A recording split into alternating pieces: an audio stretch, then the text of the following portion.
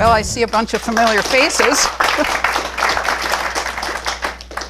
I guess I'm not a historian, but I have had property in the town of Dayton since 1976. And what got me started on all of this was that when we got our abstract of title at the closing of purchasing the property, I found out that the first owner was Lyman Dayton.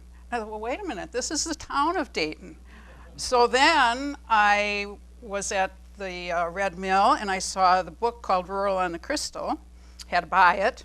And lo and behold, what's the first story in there? How Mrs. Van Horn hiked over 4 miles from her house bringing buckwheat over to use Mrs. Dayton's coffee grinder to grind her buckwheat. Now I have to get a coffee grinder, right? So I was going to auctions and I ended up getting a little box coffee grinder, you know, the kind with the handle that turns on top. And that was symbolic, okay? I had no idea what kind of coffee grinder she really had. I figured it must be a big one with the wheel on the side, you know? Well then, when we had our 165th anniversary of the township 2 years ago, I got acquainted with John Hufteaser and his cousin Paul, who are descendants of Lyman Dayton. And Paul one day showed up at my house with a coffee grinder. Guess whose? And it was identical to the one I had bought at the auction just for a symbol, but it was a little bigger. You'll see it in the slides. So anyway, that's my pedigree.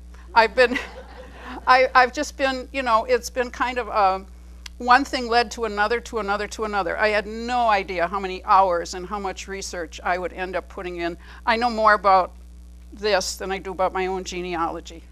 So with that, let's get started. The town was officially established, as you can see, December 7th, 1852. And it was cut off, or maybe I shouldn't say cut off, but it was divided off from the town of Lind, here in the southwest corner of Waupaca County. And we're almost all blue. You know, it's the bottommost left square on there, township, which means we have very sandy soil. Let's see here. Okay, and here's some of the demographics. I'm not going to read it to you. I do know that early on they considered Crystal Lake Corners also as one of the unincorporated communities, but if you go online now you don't find that anymore. Sorry, Bill, but it seems to have disappeared. Whoops. So a little frame of reference, and again, I'm not going to read all of this. You can gather what you wish, but Wisconsin achieved statehood in 1848, and the 1840s were still very much a frontier out in this area, and the 1850s, which was right around the corner from statehood, we had all kinds of conditions in the country that would ultimately lead to the Civil War. Oh, I keep getting off the wrong button. So when Wisconsin became a state, this is what the US flag looked like. It was the 30-star flag. And then when Dayton became a township, one more star was added for California. So if you flew the flag, that's what it would be. In the county, I don't know if you can see that very well or not, but the top on the left shows the town of Lind, and it only shows 6 townships in the county. But then to the right at the top, you can see that Dayton and Lind are there. And just to give you an idea of how the evolution went. And then there were more diagrams in the series, but since this isn't about the county, I didn't bring them along. This also is almost impossible to read, but this is the document that actually is from the minutes of the meeting that formed the town of Dayton. And it's the second paragraph in there. but it's, of course, handwritten. A little bit more about history. 1852 in particular, Massachusetts workers struggled for a 10-hour day. They were working 14 to 15 hours, and that wasn't only in Massachusetts, of course. Finally, they conceded to an 11-hour day. Uncle Tom's Cabin was written that year. There were earthquakes in California in November, just a couple weeks before we became a township. And another notable thing, the first train west of the Mississippi traveled 5 miles within Missouri. But people got all excited because they thought, if it could go 5 miles, maybe it can go all the way across the country. So things were happening.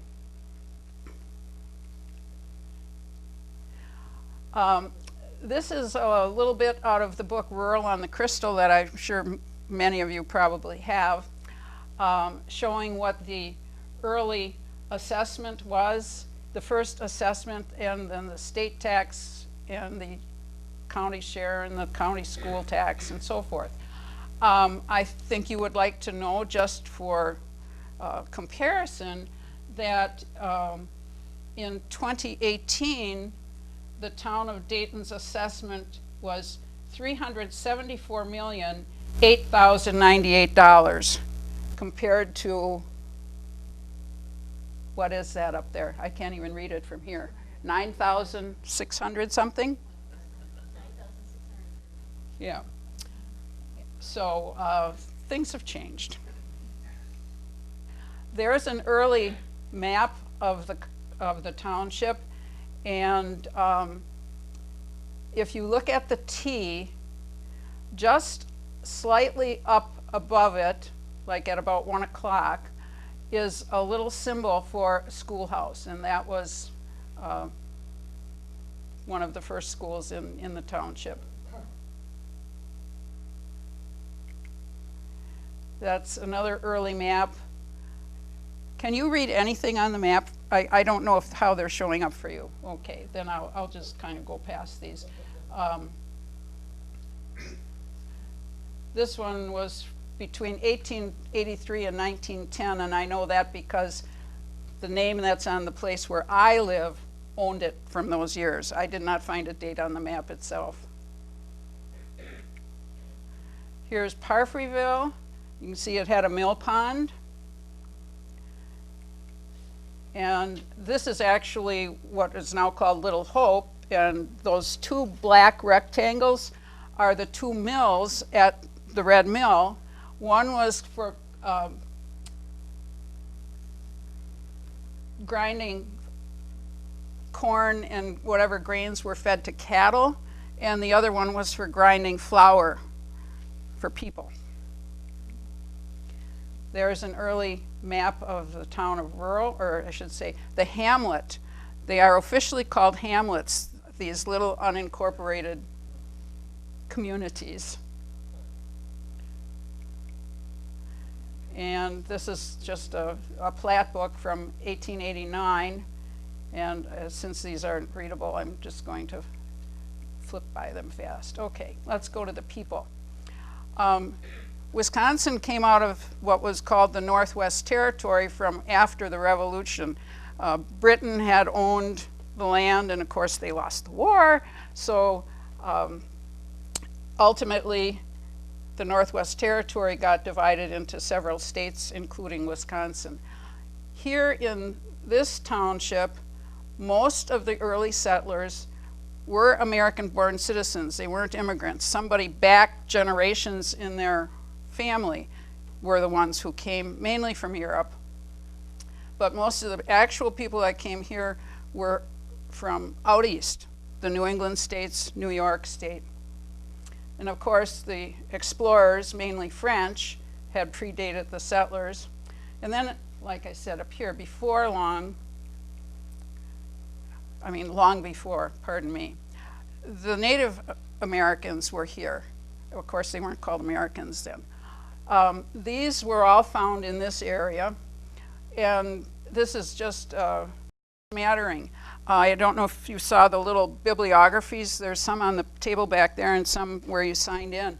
The very first entry in the bibliography, that book gets very boring to read because it has all the lakes in the chain and then other places, other waters and so forth in the area, and it says almost the same thing for every one about there were encampments there were middens found, there were spear points found, and none of these are arrowheads. These all predate the people here using bows and true arrows. Those are all spear points or knives or scrapers. Whoops, I went the wrong way. Excuse me.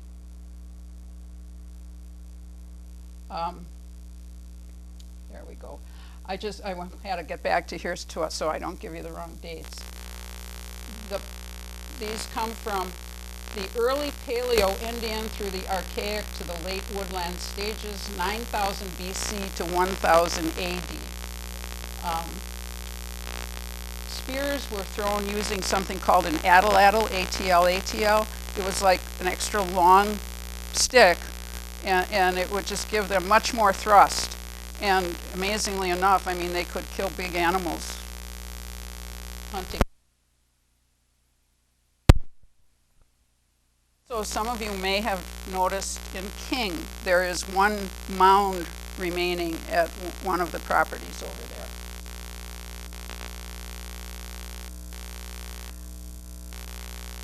Okay, this I found on my own property. It's a clay pipe, and I did some research about clay pipes and found out that they date it back quite a long way. Sir Walter Raleigh took tobacco back to England. I mean, I guess we all learned that in history somewhere along the line. The voyagers used them. Indians, the Native Americans, were using pipes of some sort, and they were really very popular for centuries.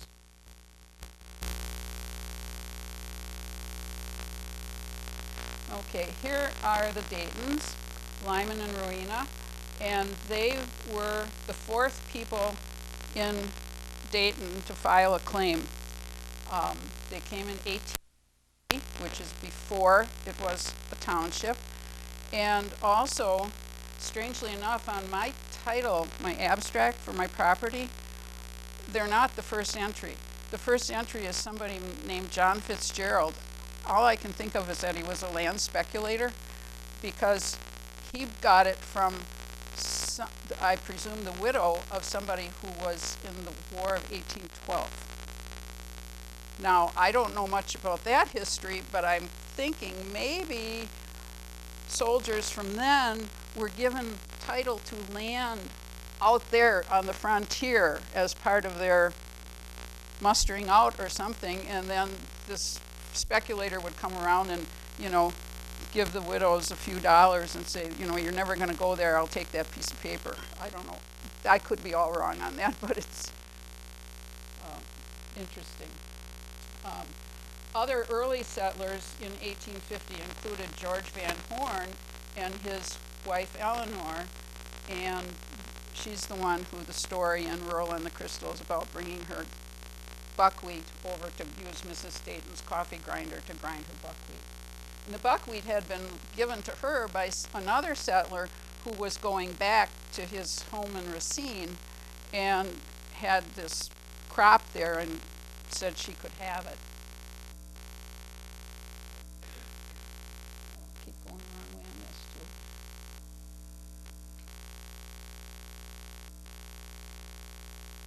Oh. Try to get coordinated here. There's the coffee grinder. The actual one, not my ersatz one. But mine looks just like that, only a little smaller. So this is all actually over in the town hall. We have a showcase out in the hallway of a few pieces of memorabilia. And if any of you have interesting items that you'd be willing to share, you don't even have to give them to us. You could loan them to us, and we could have rotating display or something. And when we had the anniversary, I figured Lyman Dayton's place needed a sign. When I found out, when we bought it back in 1976, I went over to Norma Stromberg, and she's the one that wrote Rural on the Crystal, and just got to know her. And I said, well, how do I get one of those signs? Rural, I have those nice signs, you know, by the houses of the early settlers. And she politely told me I didn't live in rural, and that was just for people in rural. Oh, okay, because this isn't, not in rural. I'm a mile away from rural. So anyway, I made that sign 2 years ago and put it out on this stump that I refused to have cut down. I think it was a neat stump, and I don't know how long it's been there, but I liked it.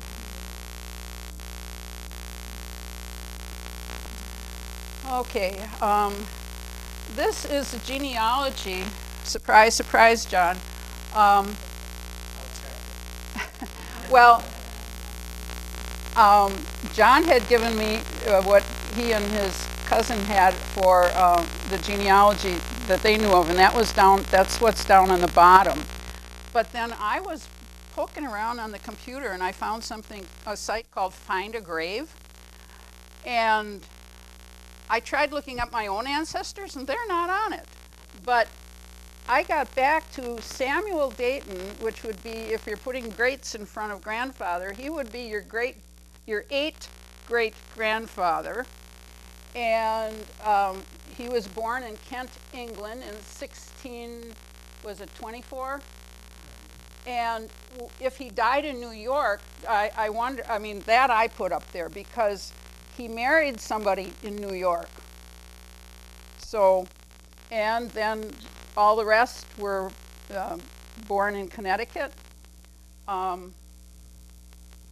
So I'll print that out for you, John. Whoops. Well, these little buttons keep getting, I'm sorry about this. Okay, now, not to be confused, when I was doing my research for the town's anniversary, my son, who lived in Minnesota at the time, in a city called Dayton, had just moved there, and the welcome wagon, or whoever it was, came and gave him a calendar, and it had a picture exactly like that on the calendar. And this was like, doo-doo-doo-doo, because this Lyman Dayton founded a city in Minnesota around the same era as this Lyman Dayton was here in Waupaca County. So anyway, I thought I'd throw that in, just because of the strange coincidence.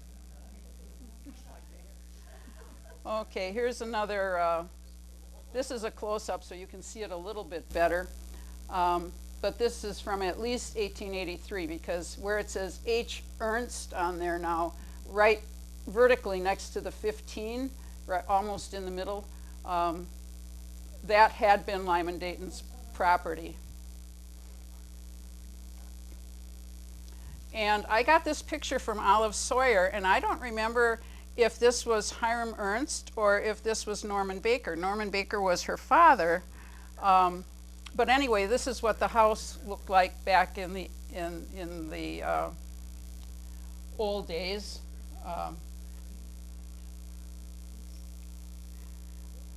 And let's see here, who owned it then? Oh, Zibel. Now, is this your relative? Ziebell. He had a place called Sunny Slope, I think he called it.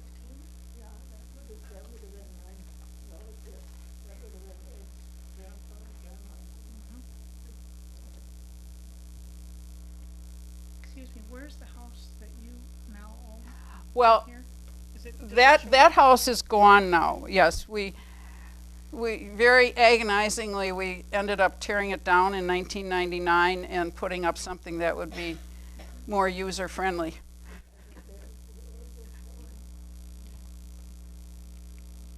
Okay, now here are a few pictures that were given to us for the anniversary of the town. So I'm not going to read those. You can see that. Just Read some. the second name though, back in the, Pardon me? that's William's husband. Yeah, that's my husband. Oh, Edward on there. That was your husband? And that teacher was the one that boarded at the Barringtons. She taught 4 years at Crystal Lake. And when she didn't have a car, so she roomed at the Barringtons. And kids would always go and get her lunch at noon. And then she just roomed there and stayed there, and then she'd go home weekends. Oh, She didn't wow. have a car. Well, he's the middle one in the back. Yeah, that's my husband. Okay. Jack- Now, did you know him when you were kids?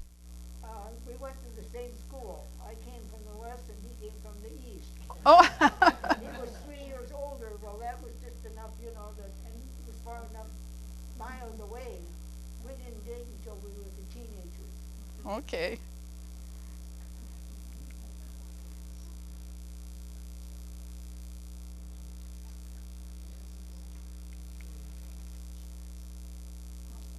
Okay, and I saw Helen. Helen, was he your grandfather? Yeah. Okay. I was surprised how many of the men in I'll say in the historical times went into politics. And I mean, look at his resume there.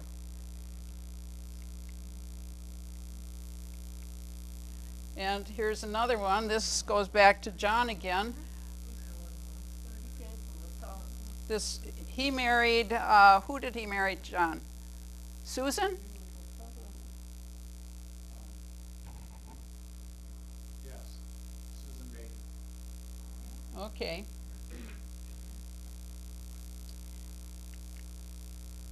And I put this in, it's pretty much the same information you just saw, but if you look at the last paragraph, he got involved in something that must have been a scandal at the time. He represented Charles Comiskey, owner of the White Sox, in a trial involving a suit for back wages because a couple years before that, some players had been dismissed because of a World Series scandal. They, I guess, were told to. That was the Black Sox in Yeah. 1919. 1919, okay. What did they do? Threw the game? Yes. Shoeless Joe Jackson. Oh, now wait, wasn't he one of the guys in Field of Dreams? Shoeless Joe?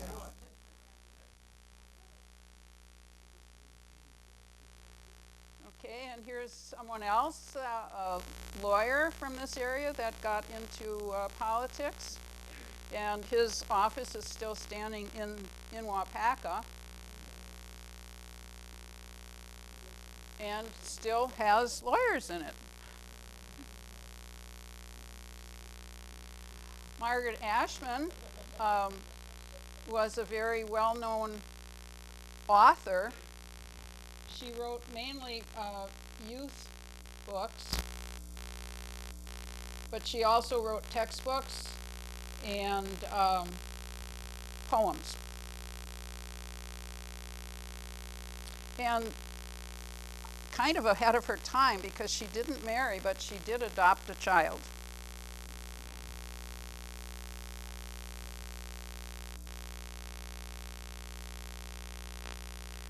This is something that we borrowed from the Rural Historical Society for our celebration. This is a childhood outfit, probably when he was about 5 years old, of Forrest Radley. And I think he lived in the house that's just across from the Weller store.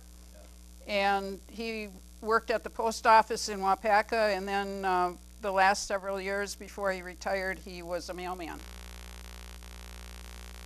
And that's his wife's, a little bit from her obituary.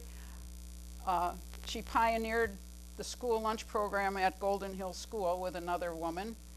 And, well, you can see what else. She was active in the Rural Historical Society and the Rural Cemetery Association.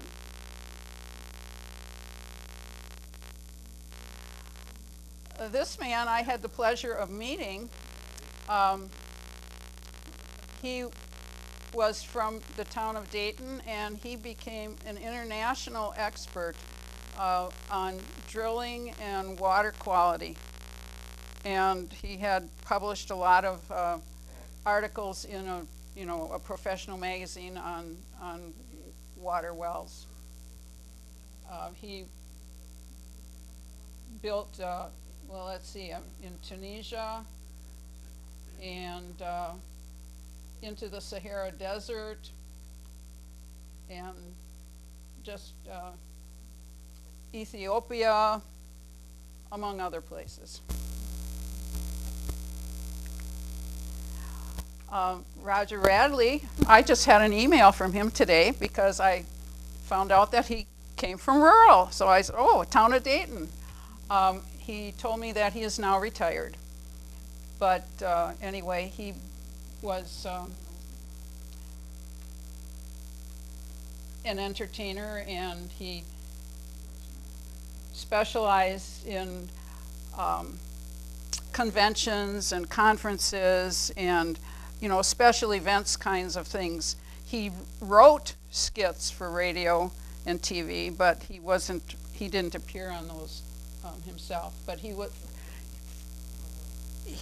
was a comedian for 34 years after his work in the with the developmentally disabled. Originally he thought he was going to be a lawyer, but he decided that wasn't the thing. And Kevin, our current representative,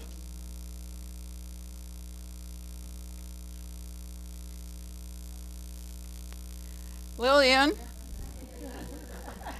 we celebrated her 95th birthday at the 165th anniversary party because they coincided. And I just asked her if she knows of anybody in the township that's older. I mean, does anybody know somebody over 97 who lives in Dayton?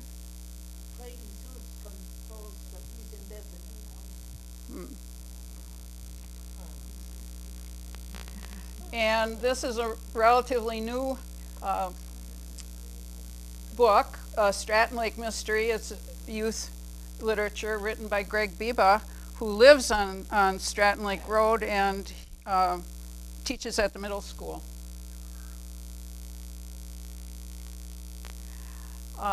This I got from the Swensons. Well, I don't own it. They loaned it to me when I was doing this work. And it's about a lot of the different cottages. They have different, everybody's got their own page, and it tells the story, historical background and so forth. It's really quite interesting to read. And of course, they're not all cottages in Dayton, but many of them are. This is a map that's available. I put it together with the help of the county office. They gave me the blank map, and it has various landmarks on it, and we have some of those over at the town hall available. This shows where the schools were. There were 8 of them, and they're circled, but they're kind of hard to see. I can tell you what they were. There was Crystal Lake, and that was from 1868 to 1958. There was Dayton. They don't know when Dayton started according to the research I did, but they know it closed in 1939.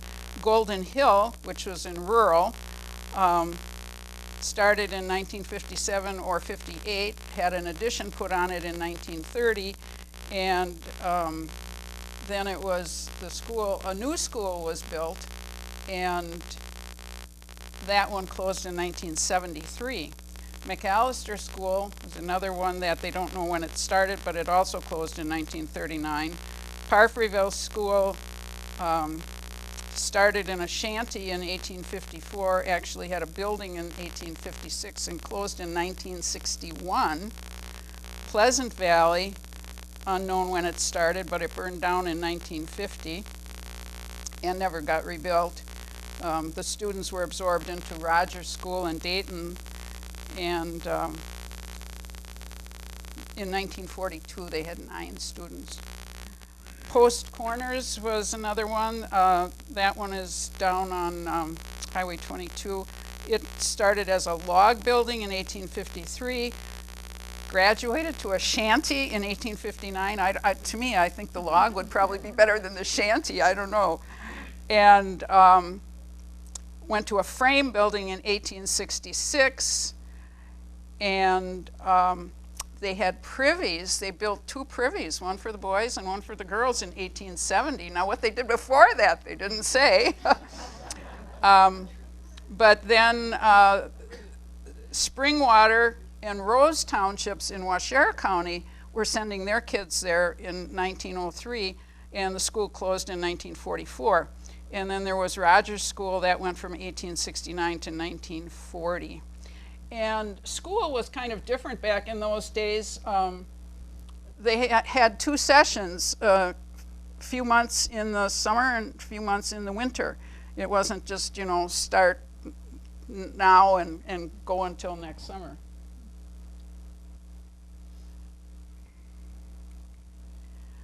Oh, I forgot to mention more about Camp Cleghorn. Started as a temperance camp, and I don't know if that's why Dayton was a dry township or not, but anyway, it evolved into what it is today of being mostly privately held cottages now, but they still have some of their earlier buildings that are in good condition and they still use them. So it's kind of a hybrid, I guess. That's the Parfreyville School.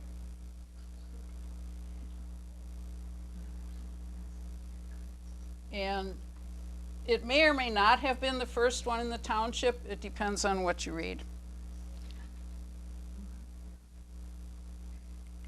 And there's Post Corners School is a private home now, and it's behind the trees, but I wanted to get the sign. And I have to tell you, when I was taking this picture, I had my car on the side of the road, had the flashers going, and I'm walking back to, you know, get on the right side of the sign, and a car pulls up behind me, and all of a sudden it turned on all kinds of red lights. And, yes? I put that sign up. There was a group of us that were still living that went to grade school there. Oh. Started out with 10 of us.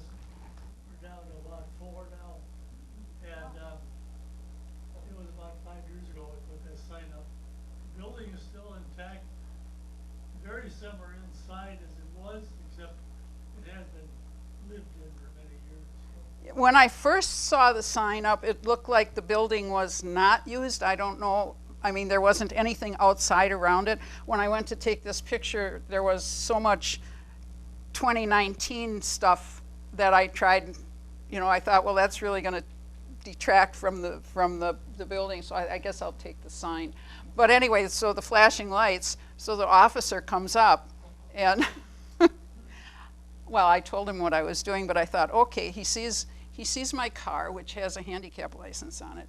He sees me hobbling with I didn't have my walker along, so I was just, you know, and I'm carrying my phone. So I'm sure he thought, oh my gosh, what happened to this woman? So I thanked him very much for being conscientious. When that sign was put up, of the 10 members who were still living, 8 of them were related.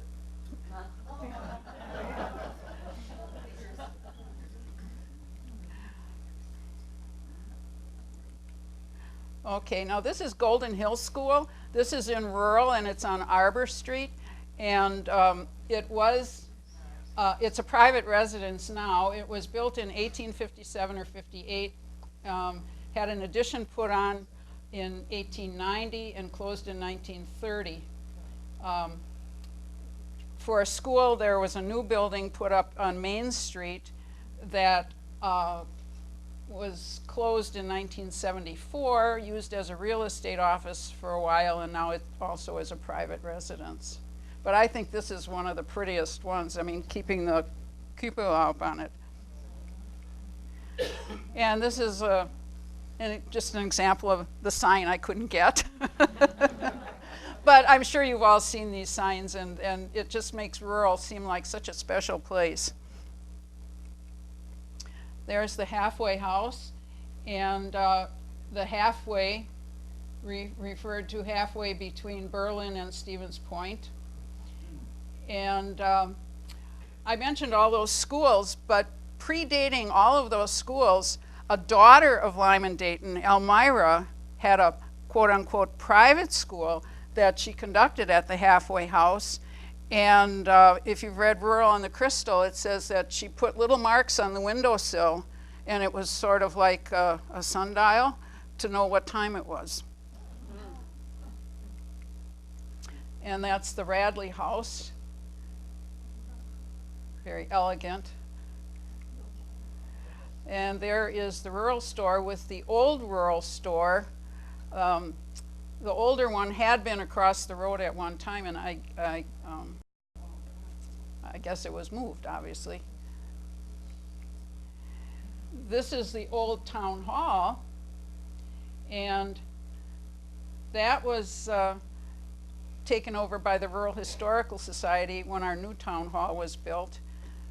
I remember that we went in there to pay our taxes when we'd come up in January. And there was a stove. I think the stove is still in there, isn't it? Does anybody know? No, It's not? no.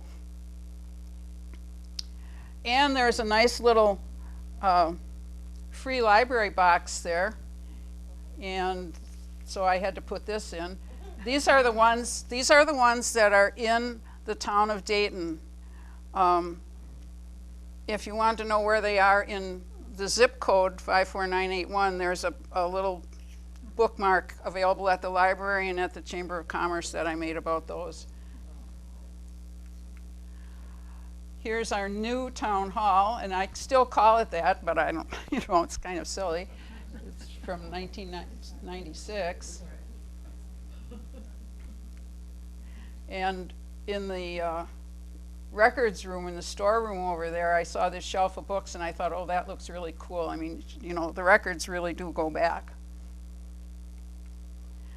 And then relatively recently, we have this Lyman Dayton walking trail over there, and you can go either direction, and it's 4/10 of a mile. And then we also have right in the middle there kind of an art piece that was made by a high school student. Jane, do you remember his name? Yeah, it's, Neiman's grandson. What's his first name? He's a Neiman. He's, the one whose father passed away. I can't think of his first name. And the other one that worked on it was, Bruce Golding's grandson. Oh, okay. Red Nelson. Okay.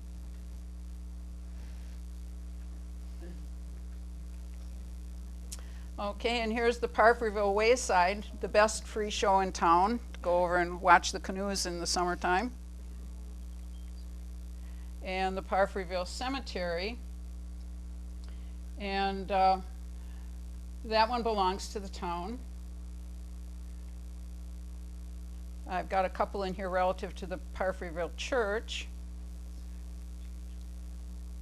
Apparently, according to the more than one reference that I looked at, the first preaching in town was done by a Methodist minister by the name of Miller, and then a Reverend Cutting Marsh, who actually was based more toward Green Bay for the Stockbridge Indians, who had been pushed out west from their territory in the east.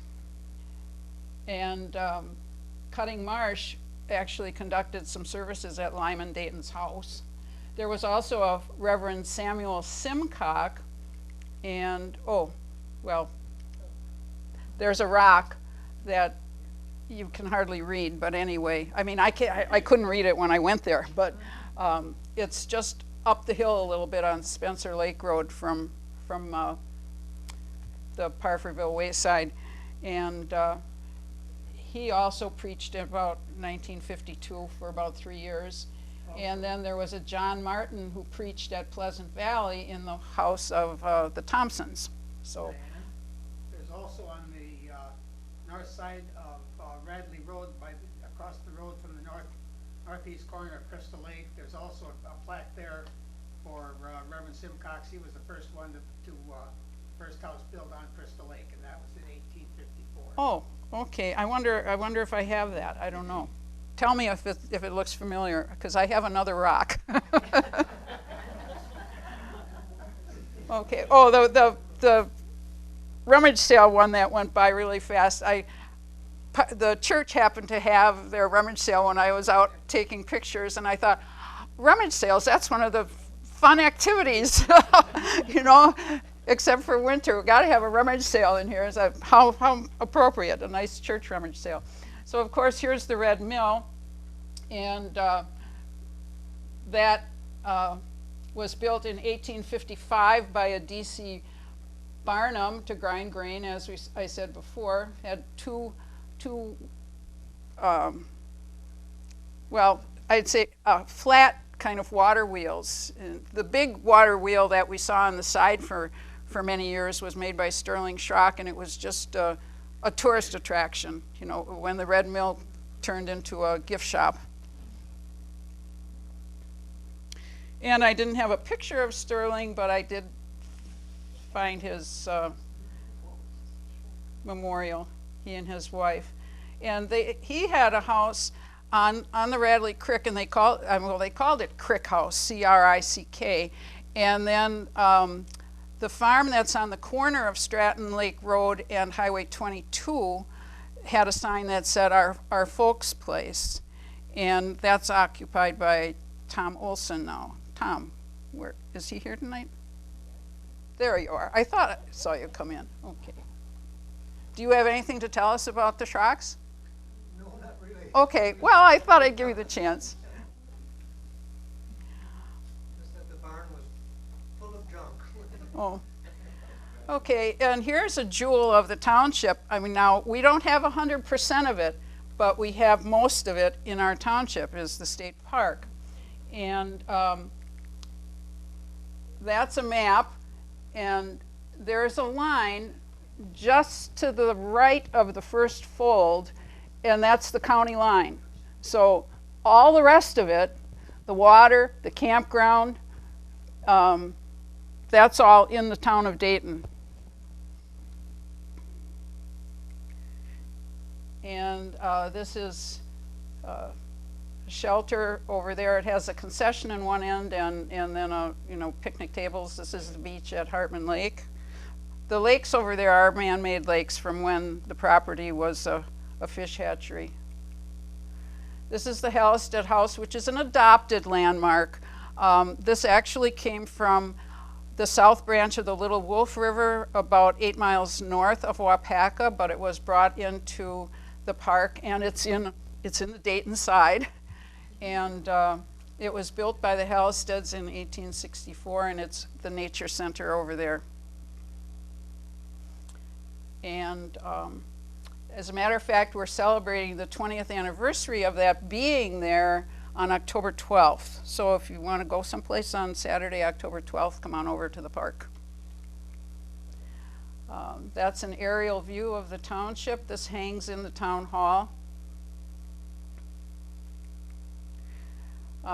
This shows you where the intersection of the two rustic roads that we have in the township are, Rural Road and Emmons Creek Road. And just very simple bridges we have. Bridges were a big thing recently because we've had to have some replaced, but they weren't replaced with anything very fancy. We still do have some farms, and many of the former farmlands have been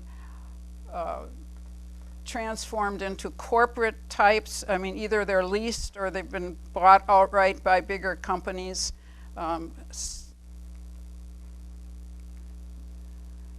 Here's the sign at the rural cemetery.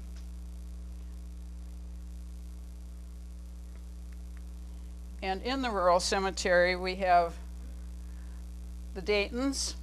Here's Lyman and Rowena and their children, or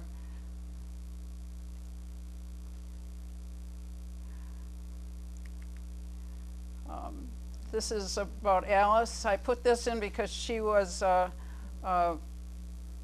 town clerk for a long time and very active in the rural community.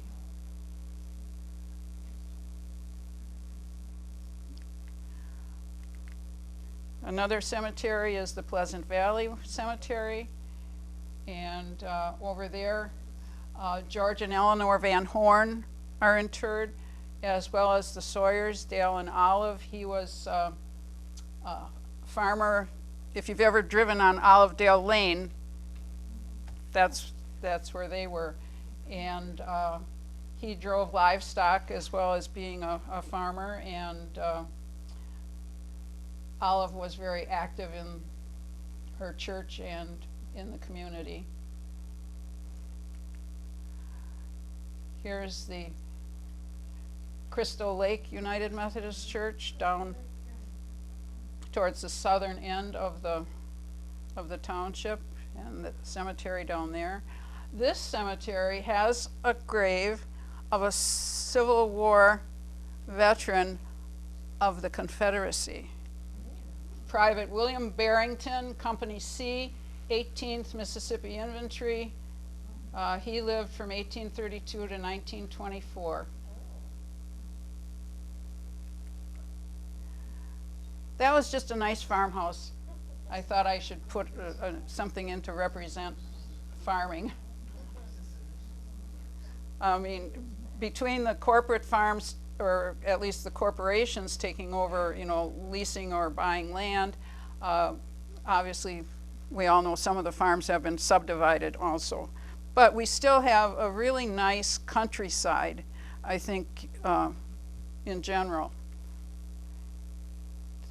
This one is familiar to Helen. This was the Andrew Potts place, which is now the Crystal River Bed and Breakfast.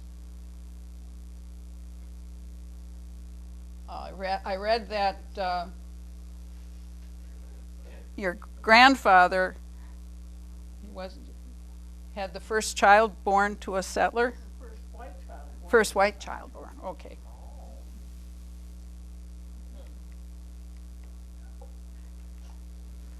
Okay, here's a little more of the farming. This is a potato storage facility, although I don't think they planted potatoes there. You can see corn in the background. This is this year's picture. And some cranes are helping in the soybeans out there. And some more farming. With our sandy soil, we need irrigation. Is this the one? Okay. I keep forgetting to where I'm going on here. That, yeah, the first log cabin in the township is what this one is. And that was the thing, the early settlers, since most of them came from New England, they were kind of proud of not building log cabins, more the frame houses like you see in rural. But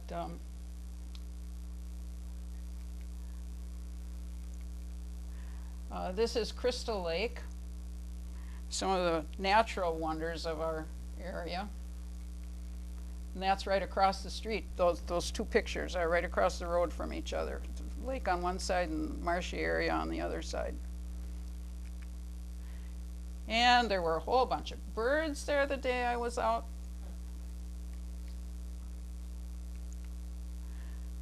More cranes.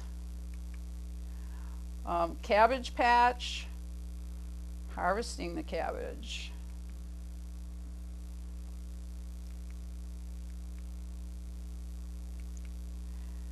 And again, showing you that, you know, this isn't just a little family farm operation. Oh, goodness.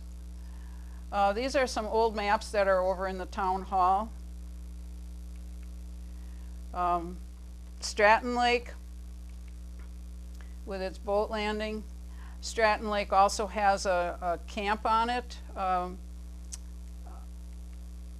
And here's rural with its historic sign. Just plain pretty stuff coming up now. Why we like it here, even when there's a blizzard.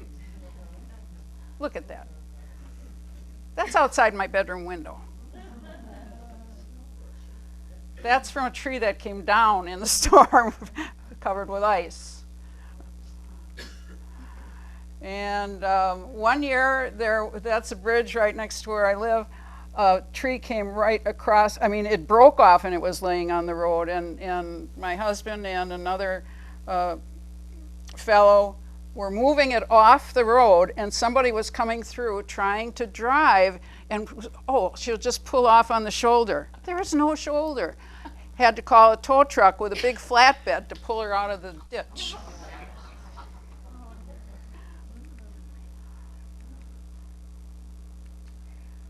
That's a lightning strike on a pine in my yard. This is over at the Halstead House at the park. After that storm of July 20th, they're still working really hard over there. By the way, if any of you would like to volunteer, they have a call out for volunteers on 3 upcoming dates to try and still clean up. They have to put a new roof on one of the shower buildings, and the campground is just a mess. I mean, people can come in there, but you wouldn't recognize it if you've been there before.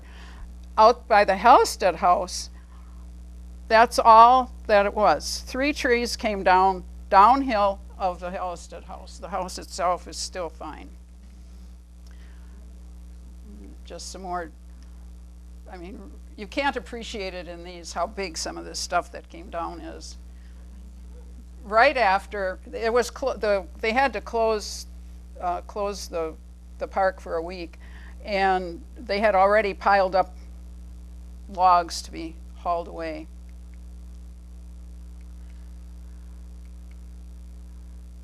That's what it looks like now. That's somebody camping now, but there's these piles of brush where they've pulled the stuff out of the campsites and just put it in like the back of the sites until that's what they need to clean up, and they're looking for volunteers to help.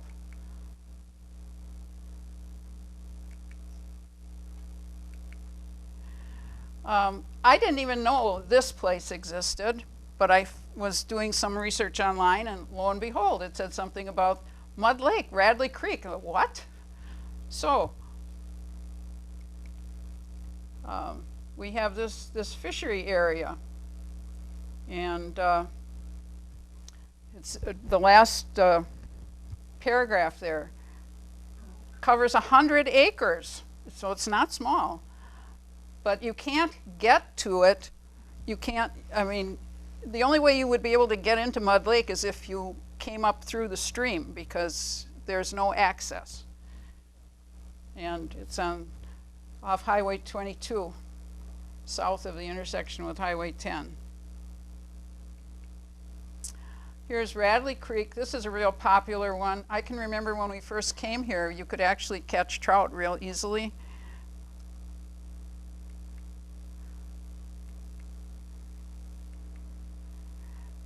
This is what it would normally look like in winter, and that's about how wide it is at the bridge at Stratton Lake Road.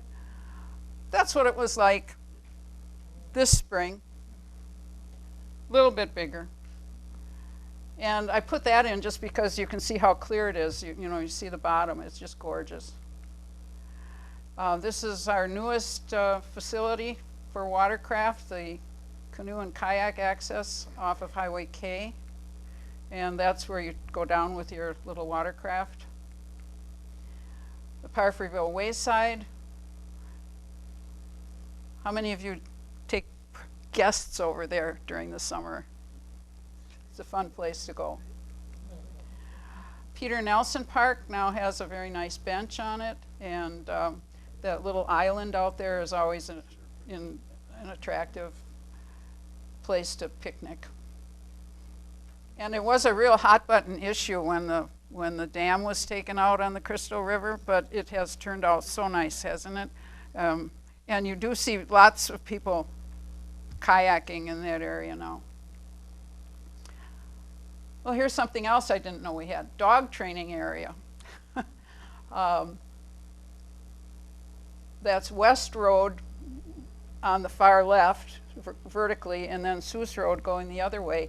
And that sort of triangular area just to the bottom is a dog training area. And oh goodness, okay, the rest is just pretty stuff. All things that just caught my eye, and I thought, oh, isn't that nice?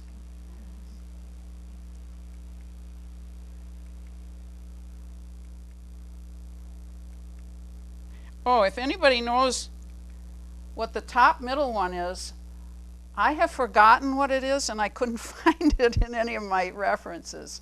That pretty little purple flower. Wildlife, of course, we're known for deer, and it's been a top deer hunting county, Waupaca County, for as long as I can remember. When I was a little kid, we would be going up to Marshfield to visit my grandparents, say at Thanksgiving time, and we would come through this one town that had men walking around in all these red jackets, and it was Waupaca, because I mean, you went right through. There was no Highway 10 like we have now. And so we're still known for deer. I had to put a lot of deer in here. These are some hornets' nests that I thought were attractive.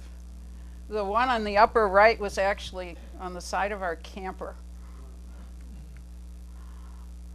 And the monarchs this year are doing well, I think. Last year I hardly ever saw one. This year they're all over the place. That little spider in the lower right was on one little thread. You can barely see it in the upper left coming down toward the spider. And it spanned from one tree that I'll say was there, and the other one was, well, not as far away as the back of the room, but at least 15 or 20 feet. How it got it there in the first place, I don't know. Unless it was, being swung by the wind and kept putting out more silk. I'm totally baffled by that. It was so neat. And some amphibians, little hyla stuck on my window. And Mama laying the eggs, and then actually we saw the hatchlings.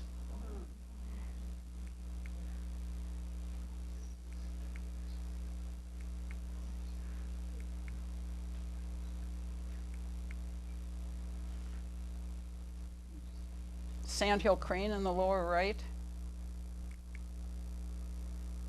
Opossum, raccoon, woodchuck,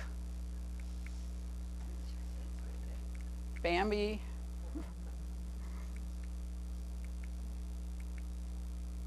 That's a fisher. The first time I saw one, I didn't know what it was, because I was looking outside and I saw something come down the trunk of a spruce tree, not falling down, but coming down head first, fast, and then it scampered away before I could, get a picture of it or anything. What on earth was that? Well, I found out it was a fisher. And my field guides didn't even show fishers in Wisconsin. They were all north of Lake Superior as their territory. So, but then I got an email from something that I'm involved in, and it was talking about how many fisher reports they've had. So I guess the range is changing.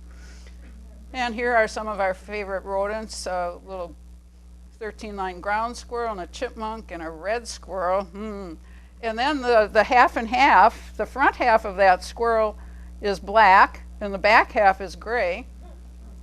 And here's one that's all gray and very bold. He was actually on my windowsill looking in.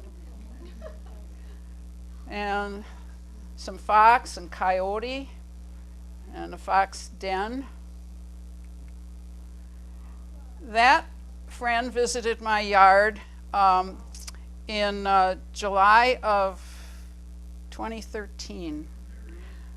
There were a bunch of us standing in the family room because they were getting ready to go up to Iola to the car show, and my brother-in-law said, "There's a big dog in your backyard." And he said, "Wait a minute." Well, it was coming out from behind a tree, and all he saw were some, but it looked big.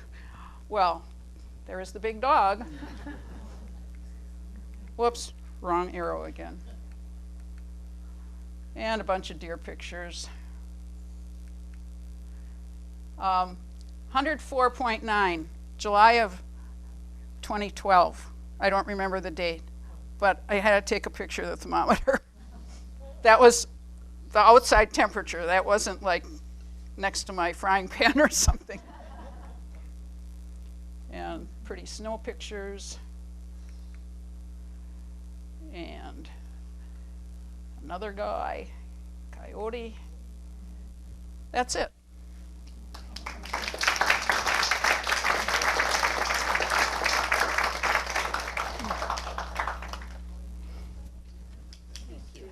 You're welcome. If you'd like a bibliography, sometime when you're at the library, you might, those are all books that are available at the library.